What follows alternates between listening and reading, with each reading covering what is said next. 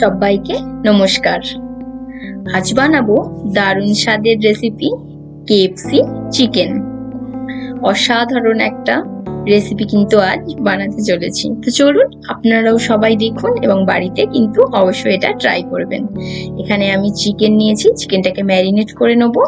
আদা রসুন, গোলমরিচ গুঁড়ো, লবণ, লঙ্কার গুঁড়ো, জিরের গুঁড়ো আর একটুখানি গরম মশলার গুঁড়ো আর অর্ধেক লেবুর রস সবকিছু আমি চিকেনের মধ্যে ভালোভাবে মিশিয়ে ম্যারিনেট করে নেব।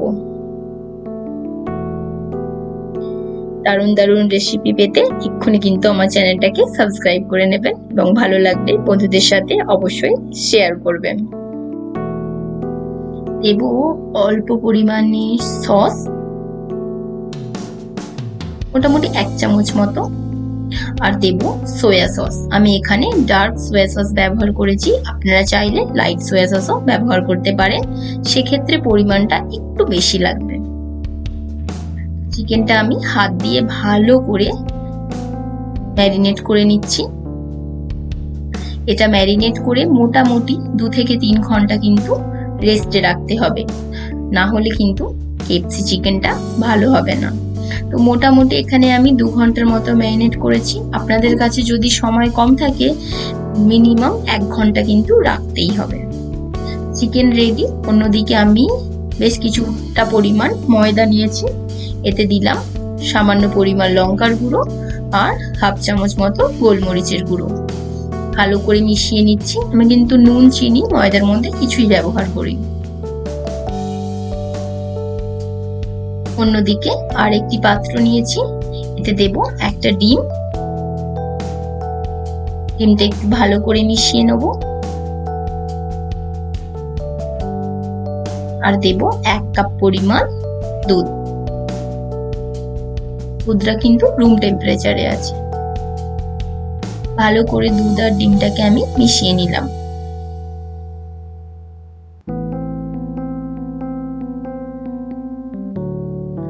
এবার আমি একটা করে চিকেনের পিস প্রথমে ময়দার মধ্যে কোট করব। খুব হালকা হাতে কিন্তু এটা করব। ঝেড়ে নিলাম, নিয়ে এবার এই ডিম আর দুধের মিশ্রণের মধ্যে চিকেনটাকে ডিপ করে দেব।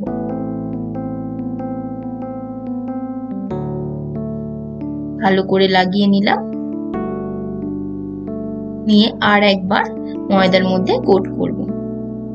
এটা কিন্তু ভালো করে চেপে চেপে, মানে হাতে ভালো করে মুঠো করে চেপে চেপে কিন্তু করতে হবে। দেখতেই পাচ্ছেন আমি ঠিক যেভাবে করছি, তবে কিন্তু এটা কেএফসি মতো দেখতে হবে। দেখুন রেডি হয়ে গেছে। বাকিগুলোও আমি এইভাবে বানিয়ে নিচ্ছি।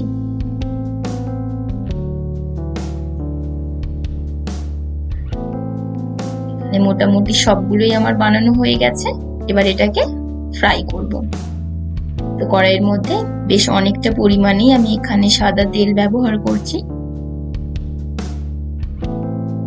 আপনারা চাইলে সর্ষের তেলেও করতে পারেন, কিন্তু সেক্ষেত্রে চিকেনটা কিন্তু লাল লাল দেখাবে। তো আমি একটু চেক করার জন্য একটা ছোট্ট একটু ময়দার ডো এর মধ্যে দিলাম। দেখুন কত ভালো করে তলা থেকে এটা উঠে এলো। তো আমার কিন্তু তেলটা একদম রেডি। এবার আমি চিকেনগুলো একটা একটা করে এর মধ্যে দিয়ে দিলাম, দিয়ে ভালো করে উল্টে পাল্টে লাল লাল করে ভেজে নেব। তাহলেই কিন্তু কেএফসি চিকেন একদম রেডি হয়ে যাবে। একবার এটা বাড়িতে বানালে আর দোকান থেকে অনলাইনে আপনারা একদমই কেএফসি অর্ডার করবেনই না। দেখবেন, আমি কথা দিলাম খুব ভালো লাগবে। অবশ্যই কিন্তু এটা একবার বাড়িতে ট্রাই করবেন এবং জানাবেন যে কেমন লাগলো। আমি যখন প্রথম এটা বানিয়েছিলাম বাড়িতে, তারপর থেকে তো আর কেএফসি দোকান থেকে কেনাই হয় না। এত পছন্দ হয়েছিল সবার। আপনারাও বানাবেন আর আমাকে কিন্তু অবশ্যই জানাবেন যে আপনাদের কেমন লাগলো। চলুন আজকের রেসিপি এখানেই শেষ করি। রেসিপি ভালো লাগলে লাইক এবং শেয়ার করবেন। আজকের মতো টাটা, দেখা হবে অন্য কোনো রেসিপিতে। ততক্ষণ সবাই ভালো থাকবেন, সুস্থ থাকবেন, সাবধানে থাকবেন।